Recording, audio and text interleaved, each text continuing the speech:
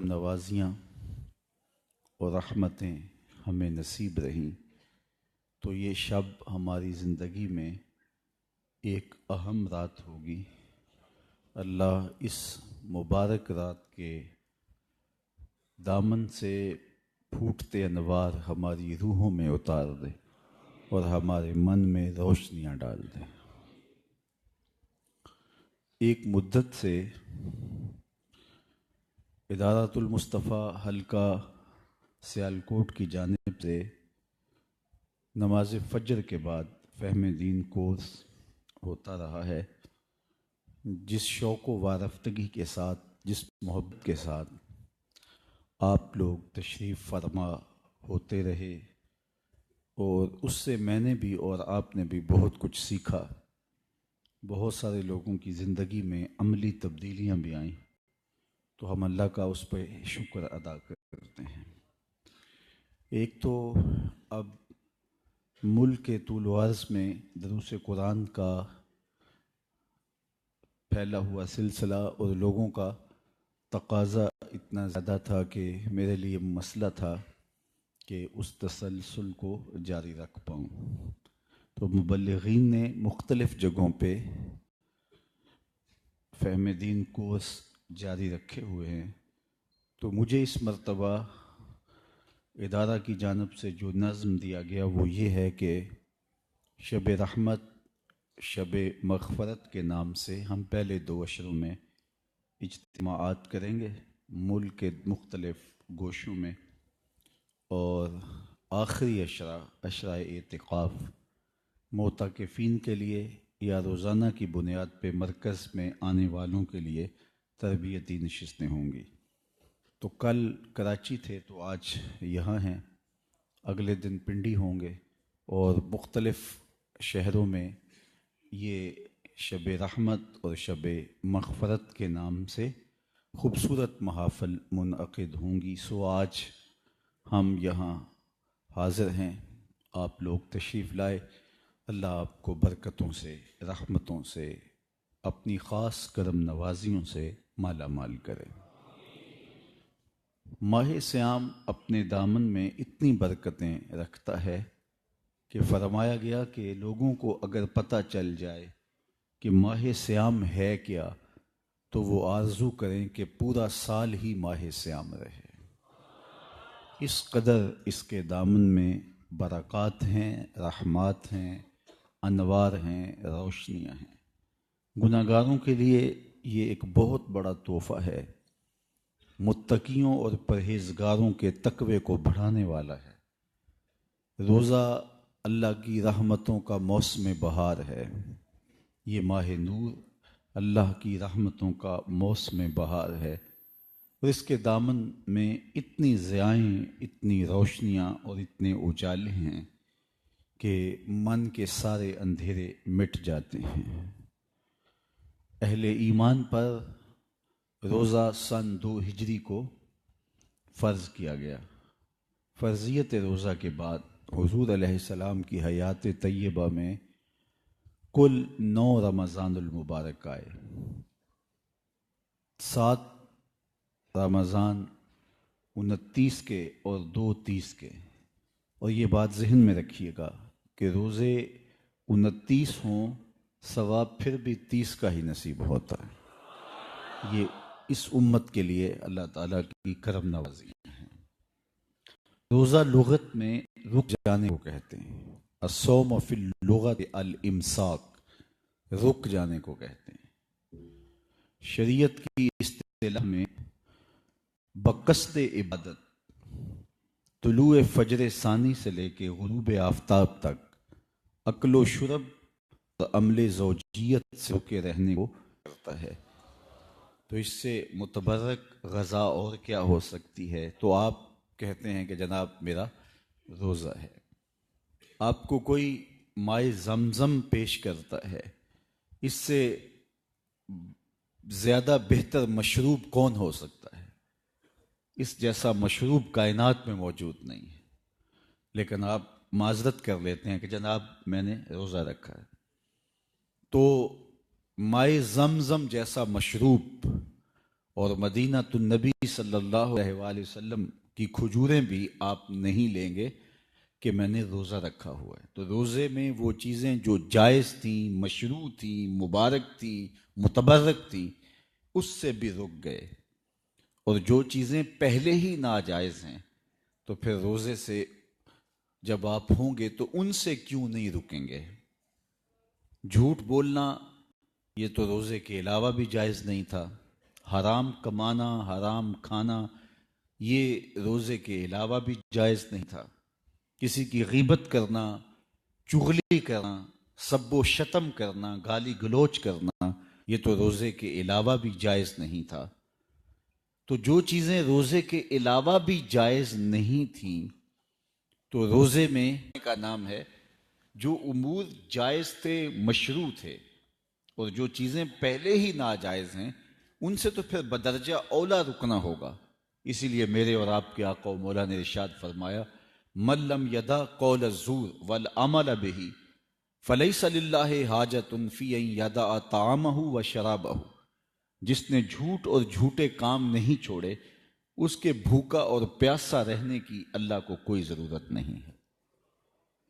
تو روزے میں ان امور سے بھی رک جایا جائے جو امور شریعت اسلامیہ نے عام زندگی کے اندر بھی روکے ہیں، عام زندگی میں جن سے رکنے کا حکم دیا ہے، تو روزے کا نور نصیب ہی تب ہوتا ہے، روزے کی حقیقتیں، روزے کی لطافتیں، روزے کی برکتیں اور روزے سے وابستہ رحمتیں ہمارے من میں اتریں گے ہی تب جب ہم مقاصد روزہ کو پیش نظر رکھیں گے اور ہر اس عمل سے، ہر اس بات سے اور ہر اس فعل سے، ہر اس قول سے باز آ جائیں گے۔ بیٹھتے ہیں، جنازہ ہو گیا آپ نہیں جا رہے، کوئی بیمار ہو گیا حال پوچھنے نہیں جا رہے، یہ تو نیکی کے کام تھے، لیکن آپ کہتے ہیں جناب میں اعتکاف سے ہوں، تو اعتکاف کیا تو جائز اور مشروع کاموں سے بھی رک گئے۔ اللہ ہماری پرکھ کرنا چاہتا ہے، ہماری آزمائش کرنا چاہتا ہے۔ احرام کی پابندیاں ہیں، جائز اور مشروع کاموں سے بھی احرام کی پابندیوں کی وجہ سے رک گئے۔ اسی طرح روزہ ہے تو روزہ ہمیں سکھاتا ہے جب ان چیزوں سے بھی ہم رک جائیں گے روزے کے دوران عام زندگی میں جائز رکھی ہیں تو پھر ہمارے لیے مشکل نہیں ہوگا ان کاموں سے رکنا جو اللہ نے ناجائز رکھی ہیں۔ تو روزے کے بعد، رمضان المبارک کے گزارنے کے بعد پھر انسان کی زندگی کے اندر ایک تبدیلی پیدا ہوگی۔ آپ نے کبھی اس بات کا اندازہ کیا ہوگا، اس کی آواز پہلے ٹھیک تھی اب ڈبل ہونا شروع ہو گئی۔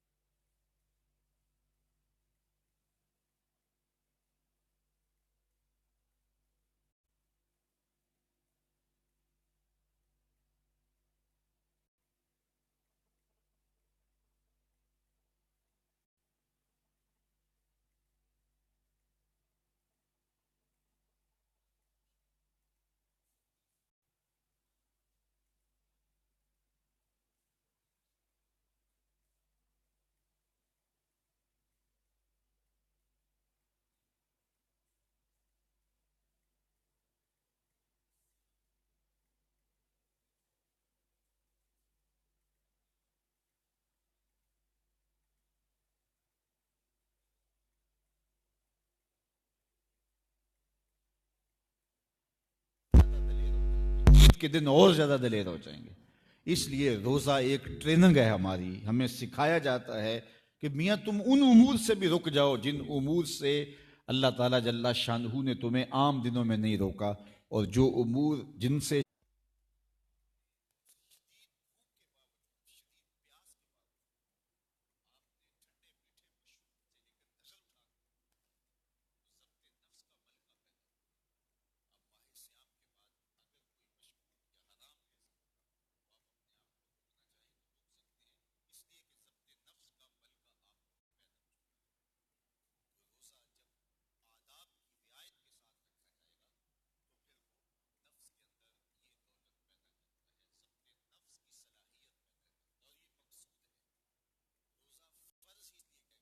فاقہ کشی کرنا، روزے رکھنا، 40 دن اعتکاف کرنا قرآن مجید میں موجود ہے۔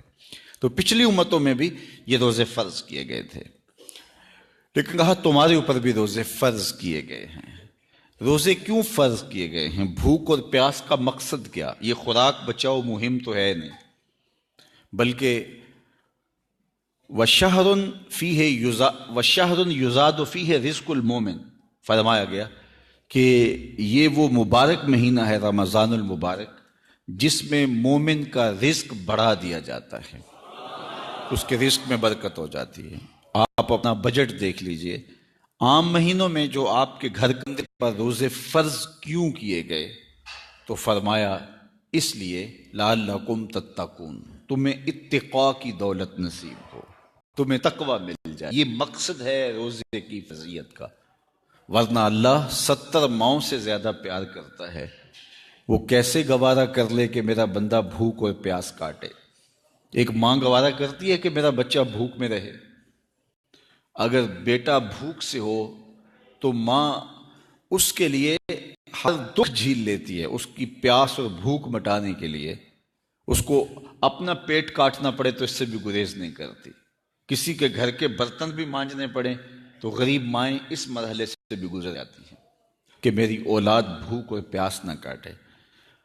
اچھا، جو اللہ 70 ماؤں سے زیادہ پیار کرتا ہے اس نے کیسے گوارا کر لیا کہ میرا بندہ بھوک بھی کاٹے اور پیاس بھی کاٹے؟ جب ایک ماں گوارا کرتی کہ میرا بیٹا بھوک اور پیاس کاٹے، اور ماں کا پیار دنیا کے کسی ترازو پہ تولا نہیں جا سکتا۔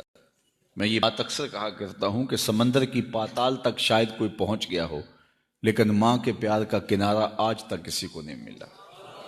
ماں جب بولتی ہے تو اس کے لہجے میں جبریل بولتا ہے، ماں جب مسکراتی ہے تو لگتا ہے جنت کی ساری کلیاں کھل اٹھی ہیں۔ اللہ نے اس کے لہجے میں وہ درد، وہ درک، وہ محبت، وہ چاشنی، وہ پیار، وہ کیا کائنات آباد کر رکھی ہے۔ ماں تو پھر ماں ہی ہوتی ہے نا۔ کبھی بچہ گھر سے نکلے، آپ نے یہ منظر خود ملاحظہ کیا ہوگا کہ بیٹے کو دنیا بڑا عقل مند سمجھتی ہے اور وہ دنیا کو عقل و بینے کے درس سکھانے نکلتا ہے، لیکن ماں کتنے بھولے انداز میں کہتے پتر سڑک دھیان سے عبور کرنا۔ دنیا کی 10 گاہوں میں جس کے لیکچر سننے کے لیے لوگ ترس رہے ہیں کہ یہ اس کو سنیں گے تو زندگی گزارنے کا اسلوب ملے گا، لیکن اس کو ماں کتنے پیارے انداز میں کہے سڑک دھیان سے عبور کرنا۔ یہ ماں کے پیار کا روپ ہے، یہ ماں کی محبت کا انداز ہے۔ ماں اولاد سے اتنا پیار کیوں کرتی ہے؟ آپ سب کا جواب ایک ہی ہوگا، اس لیے کہ ماں نے اولاد کو جنم دیا ہے، اس لیے وہ اتنا پیار کرتی ہے۔ بس میرے اس جملے کو سمجھ لیجئے، جس ماں نے بیٹے کو جنم دیا ہے، بیٹی کو جنم دیا ہے، وہ اتنا پیار کرتی ہے، تو جس نے خلق کیا ہے وہ کتنا پیار کرتا ہوگا۔ جس نے جنم دیا اس کے پیار کا ٹھکانہ نہیں ہے، تو جس نے کھانے کے لیے سب کچھ میسر بھی ہے لیکن روک دیا، نہ کچھ کھانا ہے نہ کچھ پینا ہے، اور بندے نے کہا مالک میں وضو اس احتیاط سے کروں گا حلق سے نیچے قطرہ نہ پک جائے۔ بندہ بھی اس احتیاط سے اپنی زندگی کو گزار رہا ہے، مالک بھی 17 16 20 گھنٹے بندے کی پیاس اور بھوک گوارا کرتا ہے۔ ماں تو گوارا نہیں کرتی تو مالک کیسے گوارا کر رہا ہے؟ تو آئیے دوبارہ اس مسئلے کو سمجھنے کے لیے ماں کی آغوش میں چل رہے ہیں۔ ماں بیٹے کی آنکھ میں آنسو نہیں دیکھ سکتی تھی، اس کی بھوک کو گوارا نہیں کر سکتی تھی، تڑپ جاتی تھی۔ اس کی تکلیف ماں کے لیے اذیت کا سامان تھی، لیکن بیٹا بیمار ہو گیا، ماں اسے ڈاکٹر کے پاس لے گئی. ڈاکٹر نے جو بچے کو دیکھ کے ماں خوش ہو رہی ہے اور جو حلق سے نیچے قطرے اترتے چلے جا رہے ہیں، ماں کے چہرے پہ طمانینت آتی جا رہی ہے. کیا ماں صفاق ہو گئی؟ اس کا پیار چھن گیا؟ اس کی ممتا رخصت ہو گئی؟ آپ کہیں گے نہیں، بیٹا نہیں جانتا، ماں جانتی ہے. چند لمحوں کی تکلیف ہے، نتیجہ شفا کی صورت میں برآمد ہوگا. ماں کی نگاہ اس تڑپنے پہ نہیں ہے، بلکہ اس کے نتیجے جو شفا کی صورت میں آنے والا ہے اس پہ ہے.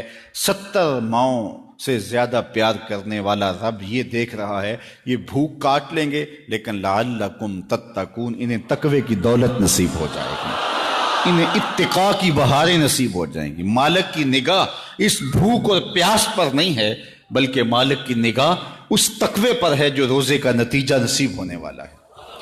اس لیے روزہ دار کے منہ کی خوشبو بھی اللہ کو پسند ہے. شام کے وقت جب معدے خالی معدے سے بو اٹھتی ہے، اللہ کو مشک و عنبر سے زیادہ محبوب ہے. اللہ اکبر کہ میرا بندہ روزے سے ہے. تو یہ تقوی کے حصول کے لیے روزہ رکھا جاتا ہے. اب سوال یہ ہے کہ تقوی بھوک اور پیاس کاٹنے سے کیسے حاصل ہوتا ہے؟ اتقاء کی دولت جو بندے کو نصیب ہوتی ہے، وہ بھوک اور پیاس کاٹے گا تو تقوی نصیب ہو. تو اس بات کو سمجھنے کے لیے ایک مختصر تمہید آپ کو سمجھنا ہوگی، اور وہ یہ کہ ہمارے 2 دشمن ہیں جو ہمیں جادہ مستقیم سے ہٹانے کے لیے دن رات کوشاں ہیں. ایک نفس اور دوسرا شیطان. نفس اور شیطان دونوں دشمن ہمیں راہ حق سے ہٹانے کے لیے دن رات جد و جہد میں ہیں اور ہمارے خلاف مساعی جد و جہد اور محنت کر رہے ہیں. ان میں جو نفس ہے وہ بڑا دشمن ہے یا شیطان بڑا دشمن ہے؟ عمومی طور پہ تو یہ کہا جاتا ہے کہ شیطان نے ہمیں ورغلا دیا، لیکن شیطان جب خود ورغلایا گیا، شیطان جب شیطان بنا تو اس وقت کوئی دوسرا شیطان تو نہیں تھا جس نے شیطان کو ورغلایا. وہ نفس تھا جو شیطان کو بھی شیطان بناتا ہے. نفس نے اندر سے سر اٹھا کے کہا تھا نا، انا خیر منہ، میں بہتر ہوں، اور باقاعدہ دلیل کھڑی کر لی اس کے نفس نے. خلقتنی من نار وخلقتہ من طین، مجھے تو نے آگ سے پیدا کیا ہے، اسے تو نے مٹی سے پیدا کیا ہے. مٹی افضل نہیں ہوتی، مفضول ہوتی ہے، اور آگ اٹھتی ہے اوپر کو جاتی ہے، یہ افضل ہے. لہٰذا افضل مفضول کو سجدہ کیسے کرے؟ میں سجدہ نہیں کروں گا. باقاعدہ اس کے نفس نے ایک دلیل تراشی. اللہ اگر چاہتا اس کی دلیل کے بخی و دھیڑ کے رکھ دیتا، لیکن اللہ تعالیٰ نے اس کی دلیل کا جواب دینے کی بجائے کہا جا میرے دربار سے نکل جا. اس نے کہا مالک مجھے مہلت دے دے. کہا جا قیامت تک تجھے مہلت دی. اللہ اکبر. تو اب شیطان کو شیطان بنانے والا نفس ہے جس نے اندر سے کھڑے ہو کے کہا انا خیر منہ، میں بہتر ہوں. تو اس میں نے شیطان کا بیڑا غرق کر. انانیت اسے کہتے ہیں، انا خیر منہ، اس سے انانیت ہے، میں بہتر ہوں. ایک بزرگ تھے، انہوں نے ساری زندگی اپنی زبان پہ لفظ میں نہیں آنے دیا. وہ فرماتے تھے یہ وہ لفظ ہے جس نے شیطان کا بیڑا غرق کیا. تو وہ اس مفہوم کو ادا بھی کرنا چاہتے تو بالفاظ دیگر کرتے. کسی نے سنا کہ فلاں شخص ہے، اس کی زبان پہ کبھی میں کا لفظ نہیں آیا، تو اس نے کہا لو اس کی زبان پہ یہ لفظ کیوں نہیں آیا؟ میں جاتا ہوں اور ان کی زبان پہ یہ لفظ آئے ہی آئے. ہر شخص کی اپنی ترجیحات ہوتی ہے. ایک مہم پہ نکلا کہ ان کی زبان پہ لفظ میں لے کر آنا ہے. گیا، حضرت بیٹھے تھے. حضرت ایک مسئلہ پوچھنے آیا ہوں. بیٹا پوچھئے. کہا شیطان کو کس چیز نے برباد کیا تھا؟ حضرت اب تو بولیں گے نا کہ میں نے اس کا بیڑا غرق کیا تھا. تو کہوں گا جیسے بھی زبان پہ لفظ تو آئی گیا، اور شیخ بھی بڑے سمجھدار تھے، سمجھ گئے اس کی نیت کے کھوٹ کو کہ یہ کیوں آیا ہے اور یہ مسئلہ کیوں پوچھ رہا ہے. ہر مسئلہ تفہیم کے لیے نہیں پوچھا جاتا، اس کے مقاصد اور بھی ہوتے ہیں، اور اہل اللہ کو اللہ نے وہ بصیرت دی ہوتی ہے جو سائل کے انداز سے سمجھتے ہیں کہ اس کے مقاصد کیا ہیں. تو کہا حضرت پوچھنے آیا ہوں کہ شیطان کو کس چیز نے برباد کیا؟ حضرت فرمانے لگے نماز کا ٹائم ہو گیا، ابھی جماعت کھڑی ہونے والی ہے، نماز کے بعد اس پہ بات کرتے ہیں. خیر نماز ہوئی، سلام پھرا تو حضرت خود فرمانے لگے کسی نے پوچھا تھا کہ شیطان کو کس چیز نے برباد کیا؟ جواب دینا چاہ رہا ہوں. کس نے پوچھا تھا؟ جھٹ کھڑا ہو گیا میں نے. کہا بس اسی نے اس کا بیڑا غرق کر دیا۔ تو انانیت میں جو ہے یہ شیطان کو شیطان بنانے والی، نفس جس نے اندر سے سر اٹھایا اور کہا آنا خیر منہ، میں بہتر ہوں، تو یہ شیطان کو شیطان بنانے والا نفس ہے۔ تو نفس شیطان سے بھی بڑا دشمن ہے۔ اب ہمارے ساتھ دو بڑے دشمن لگے ہوئے، ایک شیطان اور دوسرا نفس، اور دونوں ہمارے باطن کو اجاڑنے کے لیے، ہمارے من کو بے چراغ کرنے کے لیے، ہمارے اندر کی روشنیاں بجھانے کے لیے دن رات کوشاں ہیں۔ ایک تنہا ناتواں اکیلی جاں، دو دشمنوں کے نرغے میں، اور دونوں دشمن بڑے تگڑے اور بہت طاقتور، اور ہر وقت ہمارے اوپر حملہ آور۔ الشیطان جاسم علی قلب ابن آدم فاذا ذکر اللہ خنس واذا غفل وسوس۔ حضرت نبی رحمت صلی اللہ علیہ وآلہ وسلم نے ارشاد فرمایا، شیطان اولاد آدم کے دل پہ قبضہ جماتا ہے، اور جب بندہ غافل ہوتا ہے تو یہ وسوسے ڈالتا ہے، اور جب بندہ اللہ کا ذکر کرتا ہے تو یہ بھاگ جاتا ہے۔ تو شیطان وسوسہ اندازی کرتا ہے، باطن کو اجاڑتا ہے، من کو لوٹتا ہے۔ نفس اور شیطان دو بڑے دشمن تھے جو ہمیں جادہ مستقیم سے بہکانے کے لیے دن رات کوشاں تھے۔ اب اللہ کا کرم دیکھیے، اذا دخل رمضان سلسلت الشیاطین، جب ماہ سیام جلوہ فراز ہوتا ہے تو شیاطین جکڑ دیے جاتے ہیں۔ جو ہی ماہ سیام شروع ہوتا ہے، چاند طلوع ہوتا ہے تو شیاطین جکڑ دیے جاتے ہیں۔ پورا مہینہ وہ آزاد نہیں رہتے، جکڑ دیے جاتے۔ سلسلۃ الشیاطین، یہ جو مسجدوں کے دروازے کھل گئے، جہاں 1.5 صف ہوتی تھی وہاں 5 صف تراویوں میں ہیں، تو یہ شیطان کے بند جانے کی وجہ سے۔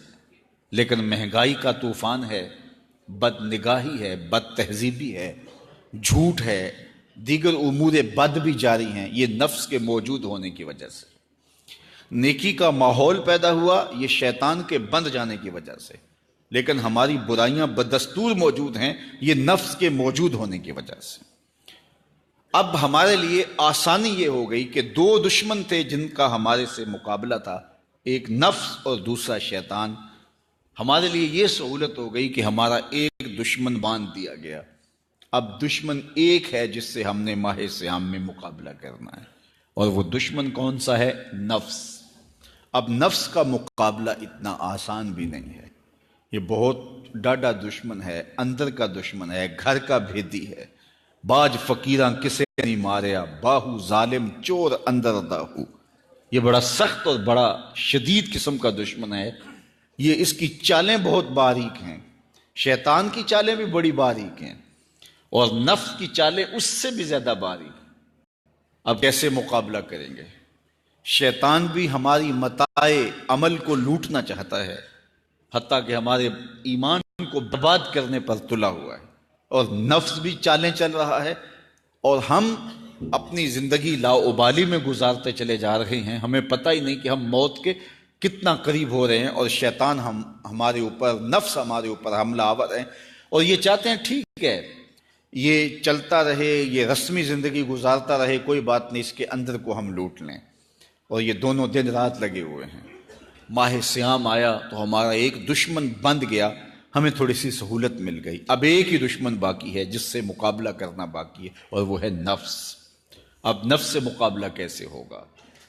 تو کسی ایکسپرٹ سے پوچھیں کہ جناب نفس ہے، ہم کمزور ہیں، شیطان دشمن ہمارا بندہ ہوا ہے، 2 محاذ کھلے تھے تنہا جان کے لیے، ایک محاذ بند ہو گیا، اب ایک ہی محاذ ہے، مقابلہ کرنا ہے تو کیسے کرنا ہے؟ اللہ اکبر۔ تو ہم اقبال کی بارگاہ میں عرض کیا کہ آپ بتائیے۔ وہ کہنے لگے میں آپ کو اپنے مرشد مولانا رومی کے پاس لے جاتا ہوں۔ رومی کے پاس اقبال لے کر کے گئے تو رومی نے کہا کہ میں آپ کو ایک اور شخص کا پتہ بتاتا ہوں، اور وہ اتنا کامل ہے اور اس شعبے میں اس قدر ایکسپرٹ ہے۔ اس نے کہا ہفت شہر عشق را اتار گشت ما ہنوز اندر خمیں یک کوچام۔ عشق 7 شہر حضرت شیخ فرید الدین اتار گھوم چکے ہیں، اور ہم پہلے شہر کی پہلی گلی کے کونے میں کھڑے ہیں۔ یعنی اتنا بڑا شخص شیخ فرید الدین علیہ رحمہ، تو کہا وہ بتائیں گے تمہیں کہ نفس کا مقابلہ کیسے کرنا ہے۔ رومی کہتے ہیں کہ وہ میرے بھی استاد ہیں، رومی کہتے ہیں کہ وہ میرے بھی ہادی و مرشد ہیں۔ جس عشق کہ شہر میں داخل ہوا ہوں اور ابھی کونے پہ کھڑا ہوں، اس طرح کے 7 شہر وہ گھوم کے بھی آئے ہیں۔ آؤ ان سے پوچھتے ہیں کہ جناب نفس قابو کیسے کریں؟ تو شیخ فرید الدین عطار نے کہا نفس نتواں کشت الا باسے چیز، بات گوئم یاد گیرش اے عزیز۔ نفس نہیں مرتا، لیکن 3 اصلیں اگر آپ کے پاس ہوں تو یہ نفس ٹھہر بھی نہیں سکتا۔ غور سے سن لیجئے، روحوں میں اتار لیجئے، اور زندگی میں ہمارا مقصد ہے اس نفس کا مقابلہ کرنا۔ شیطان کا مقابلہ کرنا بھی ہمارا مقصد ہے، اور نفس کا مقابلہ کرنا بھی ہمارا مقصود زندگی ہے۔ ساری زندگی فریب میں ہم میں نہیں گزارنی، زندگی تیزی کے ساتھ گزر رہی ہے اور ہم آغوش موت میں اترنے والے ہیں۔ تو یہ ڈاڈے دشمن ہماری متاع عمل لوٹ رہے ہیں، ہمارے کیے ہوئے عمل کو عجب سے، تکبر سے، ریاکاری سے برباد کر دیتے ہیں۔ ہمیں پہلے عمل کی طرف جانے نہیں دیتے، پھر عمل کے اندر وسوسے ڈالتے ہیں، پھر عمل ہو جائے تو اس کو پھر برباد کرنے کی کوشش کرتے ہیں۔ کتنے ڈاڈے دشمن ہیں جن کے نرغے میں ہم پھنسے ہوئے ہیں۔ تو پھر ہمیں کوئی بندہ مل گیا ہے جو بتا رہا ہے کہ جناب اس کا مقابلہ ایسے کریں گے، تو پھر آج کی سن لیں ہم اور غور کر لیں اور اپنے اندر اتریں۔ تو شیخ فرید الدین عطار ہمیں بتا رہے ہیں، تو سنیے وہ کیا کہہ رہے ہیں۔ نفس نتواں کشت الا باسے چیز، نفس نہیں مرتا۔ تیسرا تنہائی کا نیزہ، یہ 3 اصلیں تمہارے پاس ہوں تو پھر نفس ٹھہر بھی نہیں سکتا۔ خاموشی کے خنجر سے نفس پہ وار کیا جا سکتا ہے۔ میرے اور آپ کے آقا و مولا نے فرمایا من صمت نجا، جس نے خاموشی اختیار کی وہ نجات پا گیا۔ ہماری زندگی کے جتنے بھی برے اعمال ہیں ان میں سے سب سے زیادہ برے اعمال ہماری زبان کرتی ہے۔ ہمارے ہاتھ بھی گناہ کرتے ہیں، کسی پہ ظلم کرے تو گناہ کرتے ہیں، ہمارے پاؤں بھی گناہ کرتے ہیں، برائی کے اڈے پہ چل جاتے ہیں، ہماری آنکھیں بھی گناہ کرتی ہیں، ہماری سوچیں بھی گناہ کرتی ہیں، ہم حرام کمائیں کھائیں تو پیٹ بھی ہمارا گناہ کرتا ہے، لیکن سب سے زیادہ گناہ ہماری زبان کرتی ہے۔ جھوٹ یہ بولتی ہے، غیبت یہ کرتی ہے، بہتان یہ لگاتی ہے، گالی گلوچ سب و شتم یہ کرتی ہے، گلے شکوے کا انداز، ناشکری کا لہجہ یہ اختیار کرتی ہے۔ اسی لیے میرے اور آپ کے آقا و مولا نے فرمایا جو تمہارے 2 جبڑوں کے درمیان ہے، یعنی تمہاری زبان، اور جو 2 ٹانگوں کے درمیان ہے تمہاری پنزو کریں۔ اس کا پہلا نسخہ کیا ہے؟ خاموشی کا خنجر۔ آپ جب خاموشی اختیار کریں گے، زبان کو صرف ضرورت کے لیے استعمال کریں گے، تو پھر نتیجہ کیا ہوگا کہ آپ کے گناہ بہت کم ہوں گے، جھوٹ کم ہوگا، غیبت نہیں ہوگی، بہتان تراشی نہیں ہوگی، دیگر اعمال جو زبان کے ذریعے سے صادر ہوتے ہیں اور ہم گناہوں میں اضافہ کرتے چلے جاتے ہیں۔ تو زبان کو اگر کنٹرول میں کریں گے، اللہ اکبر، حضور علیہ الصلوۃ والسلام نے زبان کے کنٹرول کرنے کی تلقین کی، اور یہ بغیر ہڈی کے گوشت ہے، اس کو سنبھال لیا جائے۔ 32 دانتوں میں جکڑ کے رکھی گئی زبان ہے، لیکن یہ پھر بھی قابو میں نہیں رہتی۔ اس کو کنٹرول میں کر لو، اس کو قابو میں کر لو۔ ایک روایت میں آتا ہے جب صبح ہوتی ہے تو سارے اعضائے بدنیاں زبان کے آگے ہاتھ جوڑتے ہیں کہ بی بی تو نہ کچھ کرنا، تیری وجہ سے ہم سزائیں کاٹیں گے اور اذیتیں پائیں گے۔ تو زبان کو قابو میں کرنا، اور اس کا علاج کیا ہے؟ خاموشی۔ من صمت نجا، جو خاموش ہوا وہ نجات پا گیا۔ خنجر خاموشی، خاموشی کا خنجر ہو تو نفس کے لیے بہت بڑا وار ہے۔ دوسری بات وجاؤں، فرمایا اے جوانوں کے گروہ، تم میں سے جو نکاح کرنے کی طاقت رکھتا ہے وہ دیر نہ کرے، جلدی نکاح کر لے۔ کیوں کہ نگاہ اور پارسائی کی جگہ کا محافظ ہے، تمہاری نظر کو بھی محفوظ کرے گا اور تمہاری پارسائی، تمہاری عصمت کے جوہر کو بھی محفوظ کرے گا۔ تو اگر کسی کے پاس استطاعت ہے تو وہ نکاح کرنے میں دیر نہ کرے۔ فَإِلَّمْ يَسْتَطِعْ، اور اگر کوئی طاقت نہیں رکھتا، اس کے حالات ایسے نہیں ہیں کہ وہ نکاح کر پائے، فَعَلَيْهِ بِالصَّبْرِ، چاہیے۔ تیسری بات فرمایا نیزہ تنہائی کا نیزہ۔ جب آپ عمومی طور پہ مجلسی زندگی میں ہوں گے تو بہت ساری خطائیں اور بہت سارے گناہ مجلسی زندگی میں آپ سے سرزد ہوں گے، تو جب آپ تنہائی اختیار کر لیں گے تو بہت سارے گناہوں سے بچ جائیں گے۔ حضرت شاہ نقشبند بخاری علیہ رحمہ فرماتے ہیں کہ فقیر کے لیے سب سے بہتر جگہ اللہ کا گھر مسجد ہے، یا پھر کامل شیخ کی صحبت ہے، یا پھر تنہائی ہے۔ چوتھی جگہ سوائے ہلاکت کے اور کچھ نہیں ہے۔ العافیۃ فی العزلہ، عزلت میں، تنہائی میں عافیت رکھی گئی ہے۔ اس لیے اپنے آپ کو ایسے ہجوم میں، ایسی جگہوں پہ لے جانے سے روکیں اپنے آپ، جہاں آپ نفس اندر کا بھیتی ہے اور شیطان باہر سے آ کر حملہ آور ہونے والا ہے۔ اس لیے شیطان کو اندر آنے کا موقع نفس دیتا ہے۔ نفس کو ہی کمزور کر لیجئے، وہ آپ کا ساتھی بن جائے، نفس امارہ، نفس مطمئنہ بن جائے، اور وہ نفس جو برائی کا حکم دیتا ہے وہ نفس امارہ کہلاتا ہے، اور جب وہ کثرت ذکر سے، عبادت سے نفس مطمئنہ بن جاتا ہے تو پھر وہ شیطان کے لیے رکاوٹ کا ذریعہ بن جاتا ہے اور آپ کی زندگی محفوظ ہو جاتی ہے۔ اور یہ ہمارا کام ہے، یہ ہمارے کرنے کا وظیفہ ہے۔ دیکھیے حضرت انسان کو اللہ نے اختیار دیا، زندگی دی، فہم دیا، ادراک دیا، گناہ کی قوتیں اور نیکی قوتیں ساری اس کے ساتھ لگی ہوئی ہیں۔ اس نے صرف ایک لا ہے، اس کو تو اپنی زندگی کی راہیں خود متعین کرنی ہے کہ میری دنیا آخرت کے لیے نفع بخش کیا چیز ہے اور نقصان دہ کیا چیز ہے۔ اِنَّا هَدَيْنَاهُ السَّبِيلَ إِمَّا شَاكِرًا وَإِمَّا كَفُورًا، کہ ہم نے اس کو دونوں راہیں دکھا دی۔ وَهَدَيْنَاهُ النَّجْدَيْنِ، اس کو پتہ ہے یہ اچھائی ہے، یہ برائی ہے، اس نے اس سے اجالنا ہے اپنے اندر کو اور اپنے باطن کو سنوارنا ہے۔ تو ماہ سیام ہمارے لیے موسم رحمت اور موسم نور ہے، جو ہمارے اندر کی روشنی کا سبب اور ذریعہ ہے۔ تو آئیے یہ موسم اللہ نے ہمیں نصیب کیا۔ 5 روزے گزر گئے، ہم 6 روزے کی طرف بڑھ رہے ہیں، باقی ہمارے پاس 24 یا 25 روزے باقی ہیں۔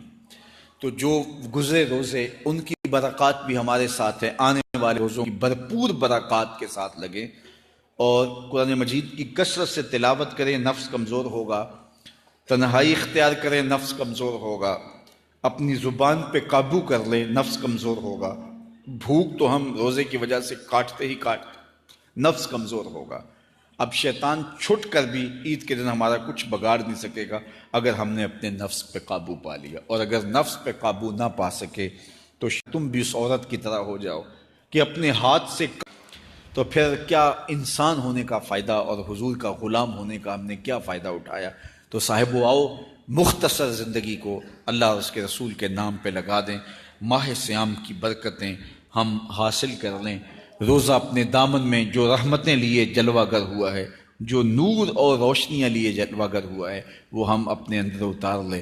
میرے حضور کا ایک فرمان، 10 سے لے کر 700 گنا تک اس کا ثواب اولاد آدم کو اس کا دیا جاتا ہے۔ جتنا گڑ ڈالو اتنا ہی میٹھا، تو بعض کو 10 گنا، بعض کو 70 گنا، بعض کو 100 گنا، بعض کو 700 گنا۔ تو 10 سے لے کر 700 گنا تک بندے کے اعمال کا صلہ دیا جاتا ہے۔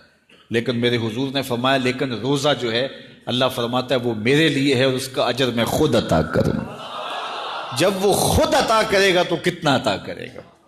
سخی اتنا بڑا ہو، جھوٹ سے، تکبر سے، بخل سے، ریا سے اور دیگر امور بد سے اجتناب کرنے کی عادت پڑ جائے۔ روزہ جو سکھانا چاہتا ہے ہم اسے سیکھ لیں اور روزے کی برکات ضبط نفس کی صورت میں ہمیں نصیب ہو جائیں، تو ہم روزے کے بعد بھی، ماہ سیام کے گزرنے کے بعد بھی ایک نئی زندگی لے کر، ایک تازگی لے کر، ایک نور اور روشنی لے کر کے جو ہے وہ معاشرے کے، اسلامی معاشرت کے ایک اہم فرد کی صورت کے اندر جو ہے وہ سامنے آئیں۔ تو اللہ اس ماہ سیام کی برکتیں ہمیں نصیب فرمائے۔ ہر سال مہینہ آتا ہے، گزر جاتا ہے، ہم پورا مہینہ بھوک کاٹتے ہیں اور پھر وہاں کے وہاں ہی کھڑے رہتے ہیں، تو پھر ہمیں سوچنا چاہیے، لیکن اگر تبدیلی آتی ہے تو پھر شکریہ ادا کرنا چاہیے۔ آج کی اس تاریخ میں ہم عزم کر کے اٹھیں کہ ہمارا یہ ماہ سیام ہماری زندگی میں ایک سنگ میل ثابت ہوگا، اور ہم ایک نئے باغپن کے ساتھ، نئے عزم کے ساتھ یہ مہینہ گزاریں گے اور ضبط نفس سیکھیں گے۔ اس مہینے سے اپنی آنکھوں پر پہرے بٹھائیں گے، اپنے خیالوں پہ قابو رکھیں گے، اپنی سوچوں کو آوارہ نہیں ہونے دیں گے، اپنی زبان سے ایک جملہ بھی غلط نہیں نکلنے دیں گے، نہ جھوٹ، نہ بہتان، نہ گالی، نہ سب و شتم، نہ شکوہ، نہ غیبت، نہ چغلی۔ اپنی زبان کو کنٹرول کریں گے کیونکہ بہت سارے گناہ اس زبان سے ہوتے ہیں. لقمہ حرام سے اپنے آپ کو محفوظ کریں گے، اپنی آنکھوں پہ شرم و حیا کے پہرے بٹھائیں گے، اور یوں ایک پورا مہینہ جب ہمارا گزرے گا. ایک سحری کا لطف ہے یار. سحری اگر آپ اکیلے کریں تو اس کا مزہ اور ہے، کسی ہوٹل میں کریں تو اس کا لطف اور ہے، اور چولہے کے پاس بیٹھ کے ماں کے ہاتھوں سے پکی ہوئی چپاتیاں کھائیں اور سحری کا لمحے ہوں، اور تہجد گزار ماں کے ہاتھوں سے پکے ہوئے پراٹھے کھائیں، تو پھر سحری کا لطف کچھ اور ہے نا، سرور اور ہے. اچھا آپ کو اپنے مرشد کے ساتھ بیٹھ کے شہد سحری کرنے کا موقع مل جائے تو اس کا لطف کچھ اور ہے.